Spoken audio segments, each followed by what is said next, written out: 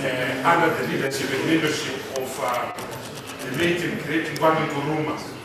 The big debate that was in the chamber was whether we needed separate individual African states or we needed a unified Africa. I remember Honorable Speaker, when I was in government, spending some hours with the late President Robert Mugabe. He was in Ghana at the time, and he was invited as a guest to listen to the conflicting debates amongst the luminaries. There was one luminary, there was one camp led by President Nkrumah, and another led by President, the late and great Mwalimu Julius Nyerere, which argued that we should remain as separate countries, and another would say that we needed to form one country. My respectful submission, Mr. Speaker, says that we can't continue perpetuating the vestiges of the Berlin Conference of 1884 and remain little splintered countries despite our huge population of over 1 billion. To give actualization to the dream of Pan-Africanism, Mr. Speaker said, we need to break the official boundaries that were created in Berlin by Otto von Bismarck and others in 1884 when they created these artificial boundaries.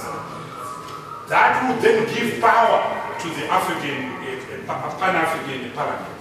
At the present moment, it is a talk show because it doesn't have any policy or legislative power-making authority. It does not make anything that is binding on the nation state. And the simple and good reason, Mr. Speaker, says that African elites and African leaders have refused to let go of their national authority. I submit, Mr. Speaker, that we should move for regional, total African integration, destruction of those borders, destruction of the nation state in Africa as we know it today. And this agenda is urgent for 3 reasons, Mr. Speaker. One of them is the implosion of conflict on the African continent. As I'm talking to you right now, the biggest war is raging in northern Ethiopia, where the Ethiopian government is at war with the citizens of Tigray. And thousands of people are being displaced across the region.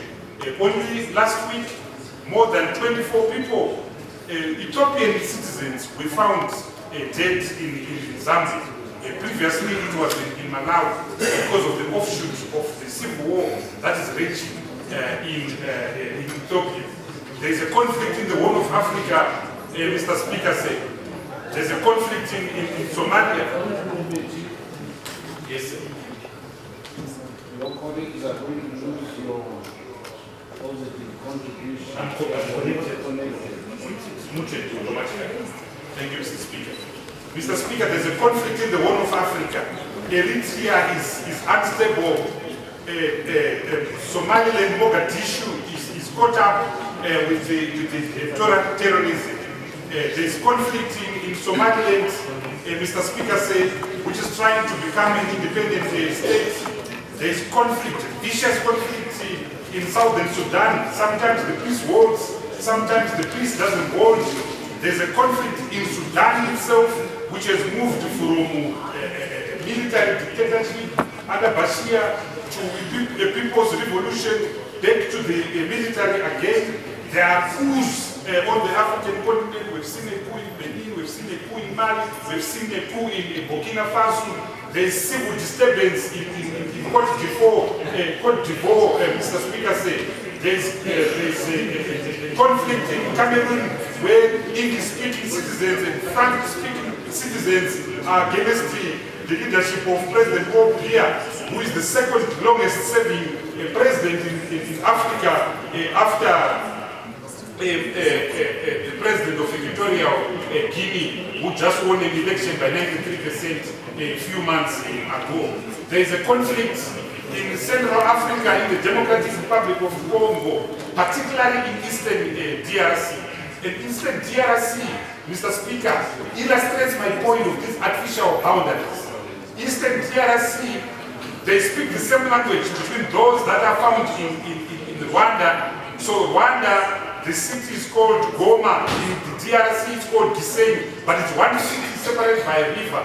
If you go to, so the conflict is taking place amongst people who speak the same language. If you go to Rwanda, there is underlying conflict between the Hutu and the Tutsis. There are people who speak the same language. If you go to Burundi, underlying conflict between people who speak the same language. Kinyarwanda, the Hutus and the Tutsis. If you go to the Central African Republic, there's nothing Republican about the Central African Republic. It's a state permanently in conflict since the days of Emperor Jean Bertrand Bokassa. If you go to Togo, same conflict, Mr. Speaker. If you come into our region, there is a conflict in the Democratic Republic of Mozambique arising out of terrorism in northern Mozambique. So the whole of sub-Saharan Africa, Mr. Speaker, is battling under the scourge of war, civil war, or coups. Which means, Mr. Speaker, we must empower the continental bodies, the African Union and the African Parliament. But this can only be done if we discard our national little flags and the national anthems which were imposed by Bismarck and others in Berlin in 1884. The second reason, Mr. Speaker, is economics.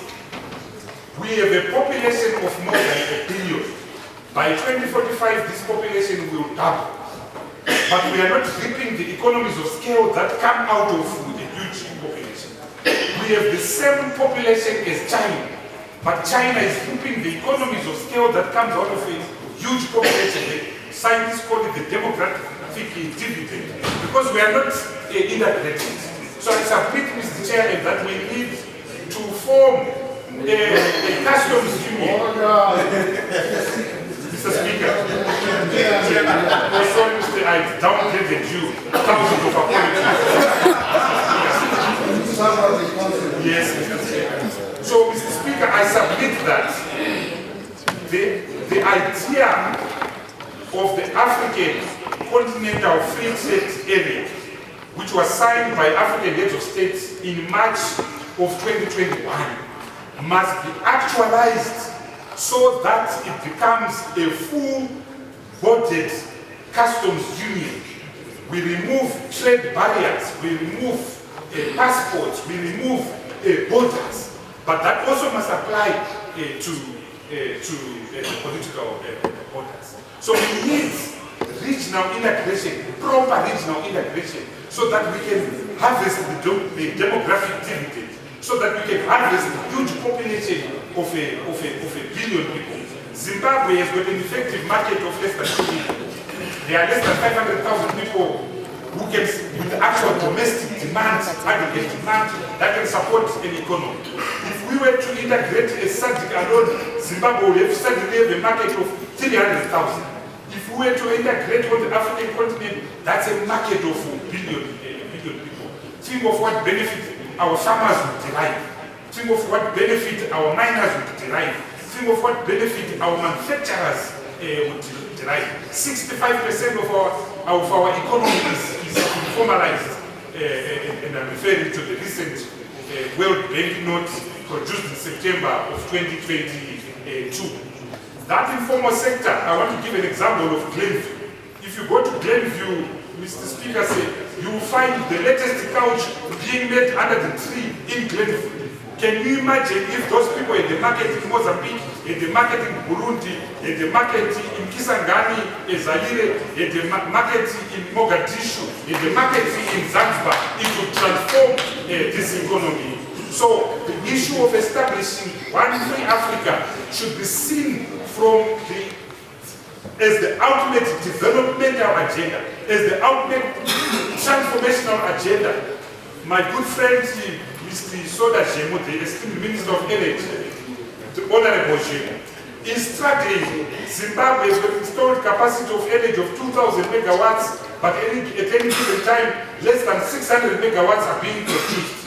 In the Democratic Republic of Congo, on the Congo River, there is the Inga, a gorge which is capable of producing 40,000 megawatts of energy, enough to light the whole of Africa and export to Southern Europe, to Spain, which lost the World Cup, in Portugal, which lost the World Cup, in Italy, which never made it to the World Cup. Just Inga alone, Mr. Speaker. And so it pains me that the World Bank and others have not provided finance to Inga, because they know the liberation effect that Inga will have on the ordinary Wananchi, on the African continent, Mr. Speaker. So we have lost 40 decades of independence, 50 decades of independence, pretending to run countries when we are running into little teapot countries. Mr. Speaker, I would rather own 10% of an elephant than 100% of a head. Our small countries are little heads. Let's come and form this giant called Africa. It pains me, Mr. Speaker, if you want to go to Francophone Africa in particular, if I want to go to Tunisia, I have to go to Chelsea, go airport first, and then come down. There is no direct flight. I will not find a direct flight from here to Mali, from here to Dakar, Senegal, from here to Togo, because of the old colonial infrastructure. Even here in Sub-Saharan Africa, here in Southern Africa, it will cost me $800 to Cape Town. But I can buy a ticket to London for $400 because of the colonial vestiges, Mr. Speaker. I submit, Mr. Speaker, look at all my young friends, they're putting on ties. They can't put on an African dress like myself because the colonization is in the mindset. So,